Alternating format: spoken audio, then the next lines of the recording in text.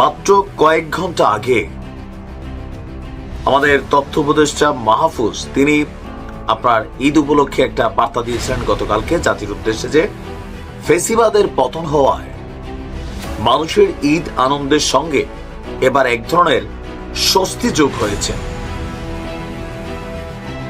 দ্বিতীয় স্বাধীনতায় বাংলাদেশ নতুন ঈদ উদযাপন করছে। ঠিক এর কয়েক ঘন্টা পরেই, মানে স্ট্যাটাসটা দেওয়ার আমার ধারণা যে ঘন্টা 2-3 পর মাহফুজের ঈদ নষ্ট হয়ে গেছে। তবে এই ঘটনাটার জন্য আমরা তীব্র নিন্দা জানাই যারা এই ঘটনাটা করছে। মাহফুজের ঈদ শেষ কেন? তার বাবার এমন মায়ের মারছে আমাদের মাস্টার মাইন্ড মাহফুজের বাবাকে, ওনার একটা হাত একদম ভেঙে দিয়েছে। বয়স্ক মানুষ, খুব বেশি চাপটা নিতে পারে না। লক্ষ্মীপুরে এই ন্যাক্কারজনক ঘটনা ঘটেছে। আপনার লক্ষ্মীপুরের তথ্য উপদেষ্টা মাহফুজ আলমের বাবা আজিজুর রহমান ওরফে বাচ্চু মোল্লার উপর গতকালকে ব্যাপক হামলার ঘটনা ঘটেছে। রাত 9:30টার দিকে উপজেলার নারায়ণপুরে তার বাড়ির সামনে এই ঘটনাটি ঘটে।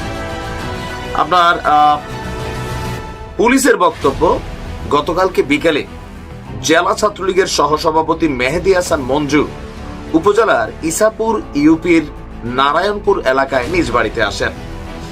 শেখ হাসিনার সরকারের পতনের পর সে পলাতক ছিল। সন্ধ্যার পর আপনার মেহেদী হাসান মঞ্জুকে এলাকায় দেখতে পেয়ে স্বেচ্ছাসেবক দলের নেতা সাগর হোসেন শুক্কুর এবং দলের কয়েকজন মিলে তাকে মারধর করার চেষ্টা চালায়। তাদের বক্তব্য যে মাহফুজ আলমের বাবা গিয়ে বিষয়টি জানতে চান যে তোমরা এখানে কেন মারামারি হচ্ছে, যেহেতু লোকাল পারসন। তো মাহফুজের বাবা বিষয়টা জানতে চাওয়ার পরে ক্ষিপ্ত হয়ে স্বেচ্ছাসেবক দলের নেতা, মানে বিএনপির যে নেতা সাগর হোসেন শুক্কুর সহ কয়েকজন তথ্য উপদেষ্টার বাবা মানে মাহফুজের বাবাকে মারধর শুরু করেন আর ইট পাটকেল ছোড়েন।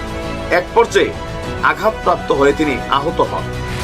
পরে লোকাল পিপল যারা আছেন, স্থানীয় জনগণ এখানে একত্রিত হয়ে যায়, ভিড় হয়। এরপরে যখন বুঝতে পারে এটা ভাই এই মুহূর্তে মন্ত্রীর বাপি তো ধরা যায়, তার উপরে মাস্টার মাইন্ড মন্ত্রী, তো জনগণ পরে তাকে উদ্ধার করে রামগঞ্জ উপজেলা স্বাস্থ্য কমপ্লেক্সে নিয়ে আপনার চিকিৎসা করে। হাতটা মোটামুটি ভেঙে গেছে মনে হয়, প্রাথমিক ট্রিটমেন্ট দেওয়া হয়েছে। এই ঘটনার জের ধরে এরপর আমরা দেখলাম বাংলাদেশের বিভিন্ন জায়গায় রাত 11:30টার দিকে বৈষম্য বিরোধী শিক্ষার্থীরা বিক্ষোভ মিছিল, প্রতিবাদ সভা করেছেন। আর তার বাড়ির সামনে এখন অতিরিক্ত পুলিশ মোতায়েন করা আছে। এ নিয়ে দুই পক্ষের মধ্যে উত্তেজনা বিরাজ করছে।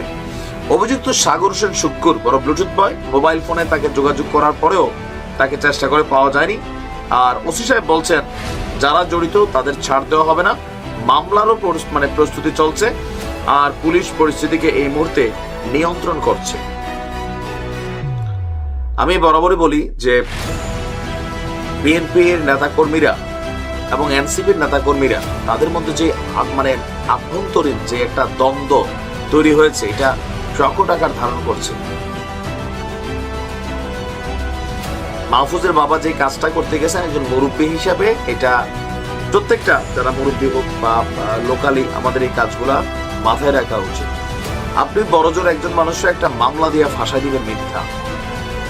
দেখেন, আপনি যার বিরুদ্ধে মামলা দিচ্ছেন সে যদি অন্যায়কারী হয়ে থাকে, অপরাধী হয়ে থাকে, দেন আইন তার ব্যবস্থা নেবে। আপনি না, আপনি মব জাস্টিসগিরি মারাইতে যাবেন।